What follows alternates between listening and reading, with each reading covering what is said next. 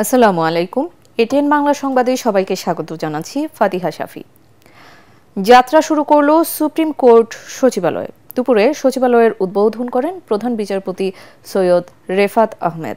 উদ্বোধন শেষে প্রধান বিচারপতি বলেন, এই সচিবালয়ের স্থায়িত্ব ধরে রাখাই এখন বড় চ্যালেঞ্জ। এ সময় তিনি আইনের শাসন ও গণতন্ত্র বজায় রাখার আহ্বান জানান। এ সময় আইন উপদেষ্টা আসিফ নজরুল বলেন, এই সচিবালয়ের মাধ্যমে বিচার বিভাগ রাজনৈতিক প্রভাব মুক্ত হলো। সুপ্রিম কোর্টের প্রশাসনিক ভবন ৪ এর দ্বিতীয় তলার দুটি কক্ষে আপাতত সচিবালয়ের কার্যক্রম চলবে। গত ৩০ নভেম্বর সুপ্রিম কোর্ট সচিবালয় অধ্যাদেশ ২০২৫ জারি করা হয়। সুপ্রিম কোর্ট সচিবালয় প্রতিষ্ঠিত হলে অধস্তন আদালত ও প্রশাসনিক ট্রাইব্যুনালের তত্ত্বাবধান ও নিয়ন্ত্রণ সংক্রান্ত সব প্রশাসনিক ও সাচিবিক দায়িত্ব পালন করবে এই সচিবালয়।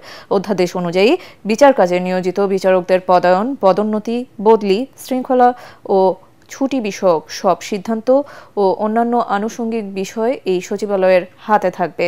সুপ্রিম কোর্ট সচিবালয়ের সার্বিক নিয়ন্ত্রণ প্রধান বিচারপতির ওপর ন্যস্ত থাকবে এবং সচিবালয়ের সচিব প্রশাসনিক প্রধান হবে। গত ১ ডিসেম্বর সুপ্রিম কোর্টের রেজিস্ট্রার জেনারেল হাবিবুর রহমান সিদ্দিকীকে সুপ্রিম কোর্ট সচিবালয়ের সচিব হিসেবে অতিরিক্ত দায়িত্ব দেওয়া হয়। ত্রয়োদশ জাতীয় সংসদ নির্বাচন ও জুলাই জাতীয় সনদ বাস্তবায়নে গণভোটের তফসিল ঘোষণা করা হবে আজ সন্ধ্যা ৬টার পর। প্রধান নির্বাচন কমিশনার এএমএম নাসির উদ্দিন এই তফসিল ঘোষণা করবেন। সীমানা সংক্রান্ত জটিলতা কেটে যাওয়ায় আজ ৩০০ আসনে তফসিল ঘোষণা করা হবে। একে কেন্দ্র করে এরই মধ্যে রাজধানীর আগারগাঁওয়ের নির্বাচন ভবনে ও এর আশেপাশের এলাকায় জোরদার করা হয়েছে নিরাপত্তা ব্যবস্থা। এর আগে বুধবার তফসিল ঘোষণার আগে রাষ্ট্রপতি মোহাম্মদ শাহাবুদ্দিনের সাথে সাক্ষাৎ করেছেন প্রধান নির্বাচন কমিশনার এএমএম নাসির উদ্দিনের নেতৃত্বাধীন ৫ সদস্যের প্রতিনিধি দল। প্রায় ২৬ ঘন্টা পার হলেও এখনও সন্ধান মেলেনি রাজশাহীর তানোরের পরিত্যক্ত নলকূপের পাইপে পড়ে যাওয়া ২ বছরের শিশু সাজিদের। ফায়ার সার্ভিসের ৮টি ইউনিট প্রাণপণ চেষ্টা চালিয়ে যাচ্ছে শিশুটিকে উদ্ধারে। ফায়ার সার্ভিসের কর্মীরা জানায়, ৪০ ফুট গভীরে গিয়েও সন্ধান না মেলায় ৯০ ফুট পর্যন্ত খনন করতে হতে পারে। এর আগে ফায়ার সার্ভিস জানায়, শিশুটির অবস্থান শনাক্তে নলকূপের পাইপে বিশেষ ক্যামেরা ফেলে ফায়ার সার্ভিস, কিন্তু তা ৩৫ ফুট যাওয়ার পর আটকে যায়। এখনও তার নড়াচড়ার কোনো আলামত পাওয়া যাচ্ছে না বলে জানিয়েছে ফায়ার সার্ভিস। এতে দীর্ঘ সময় পার হওয়ায় শিশুটি এখন বেঁচে আছে কিনা তা নিয়ে শঙ্কা তৈরি হয়েছে।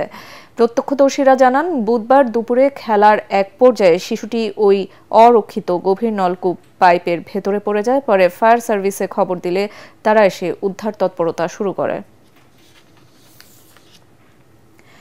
একটি নতুন রাজনৈতিক জোট বিএনপিকে সংস্কার বিরোধী হিসেবে দাঁড় করানোর চেষ্টা করছে, অথচ বিএনপির হাত ধরে দেশে সংস্কার এসেছে বলে দাবি করেছেন বিএনপি মহাসচিব মির্জা ফখরুল ইসলাম আলমগীর। রাজধানীর কৃষিবিদ ইনস্টিটিউশন মিলনায়তনে বিএনপির দেশ গড়ার পরিকল্পনা শীর্ষক ৫ম দিনের কর্মশালার উদ্বোধন করে তিনি কথা বলেন। বিএনপি মহাসচিব বলেন, যারা মুক্তিযুদ্ধ নিয়ে বাজে কথা বলে তাদের বিরুদ্ধে সজাগ থাকতে হবে। এবারের ভোট দেশকে পেছনে টেনে নেয়ার শক্তির বিরুদ্ধে সামনে এগিয়ে নেয়ার শক্তিকে জয়ী করার লড়াই। ধর্মকে ব্যবহার করে রাজনীতি করা অপশক্তিকে রুখে দেওয়ার আহ্বানও জানান তিনি। নতুন তৈরি করা একটি দল জোট করেছেন তারা, আমরা স্বাগত জানিয়েছি। সবসময় তরুণ যুবকদের যে কোনো প্রয়াসকে আমরা স্বাগত জানাই, কিন্তু সেটা হতে হবে অবশ্যই একটা ইতিবাচক ঘটনা। তারা বললেন যে বিএনপি নাকি সংস্কার নিয়ে কাজ করে না, আর সংস্কার জন্মই তো দিয়েছে বিএনপি। পেছন থেকে অন্ধকারের মধ্য দিয়ে একটা কালো থাবা বেরিয়ে আসছে কিনা, আর একটা ফ্যাসিজম অন্য দিক থেকে আমাদের উপরে চেপে বসতে চাইছে কিনা, আজকে মানুষকে বিভ্রান্ত করে এবং দুর্ভাগ্যজনকভাবে আমাদের প্রিয় ধর্মকে ব্যবহার করে তারা আজকে বাংলাদেশের মানুষকে বিভ্রান্ত করতে চাইছে কিনা। আজকে সেই শক্তির বিরুদ্ধে আমাদেরকে রুখে দাঁড়াতে হবে। পূর্বের অপরাধের সূত্র ধরে মা মেয়ে হত্যাকাণ্ডের রহস্য উন্মোচন করেছে পুলিশ।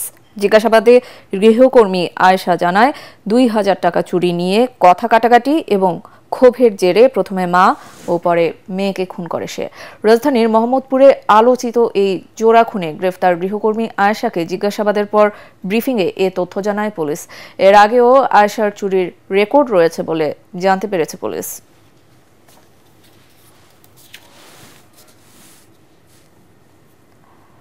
পরবর্তী সংবাদ দেখার আমন্ত্রণ জানিয়ে এখনকার মতো শেষ করছি। এটিএন বাংলা সংবাদ ইউটিউবে দেখতে ব্রাউজ করুন youtube/ATN Bangla News। ধন্যবাদ।